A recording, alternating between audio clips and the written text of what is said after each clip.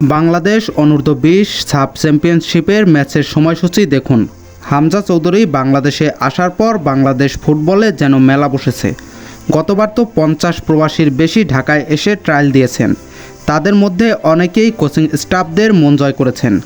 হামজা, সমিত সোম এবং ফাহমুদুল ইসলামের মতো আরও অনেক প্রবাসী খেলোয়াড় আছেন বাংলাদেশে। বিশেষ করে অনূর্ধ্ব-20 দলে জায়গা পাবেন অনেক প্রবাসী ফুটবলার। 23 মার্চ শুরু হওয়া টুর্নামেন্টে প্রবাসী বাংলাদেশি ফুটবলাররা অনুশীলন করছে। বাংলাদেশের এই অনূর্ধ্ব-20 চ্যাম্পিয়নশিপের মূল আকর্ষণে থাকবেন আমেরিকান দুই সুলেমান ব্রাদার্স, রোনাল ও ডেকলাল। এর বাবা আমেরিকান, মা জার্মানিন, তবে নানু বাংলাদেশি। সেই সূত্র ধরে তাদের এই দেশে আসা। এই সুলেমান ব্রাদার্স তারা বলেন, দেশের হয়ে খেলতে পারা, দেশকে কিছু দেওয়া, এটি আমাদের জন্য অনেক কিছু। দুই ভাইয়ের মধ্যে ডেকলান ডিফেন্স সামাল দিবে আর রোনাল ফরওয়ার্ডে থাকবে।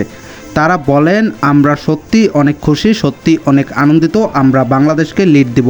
যুব 7 চ্যাম্পিয়নশিপে এশিয়ার 7 দেশকে 2টি গ্রুপে ভাগ করা হয়েছে, যেখানে গ্রুপ এতে থাকবেন নেপাল, মালদ্বীপ, ভুটান ও শ্রীলঙ্কা এবং গ্রুপ বিতে থাকবেন ভারত, বাংলাদেশ এবং পাকিস্তান।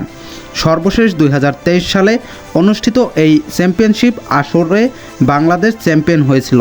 মিরাজুল ইসলাম রাহুলরা দারুণ পরাজয় এবং দারুণ প্রতিভার মাধ্যমে বাংলাদেশকে এই শিরোপা এনে দিয়েছিল। এবার দেখার পালা, বাংলাদেশ কি এই শিরোপা ধরে রাখতে পারে কিনা। এবার দেখুন বাংলাদেশ ম্যাচের সময়সূচি।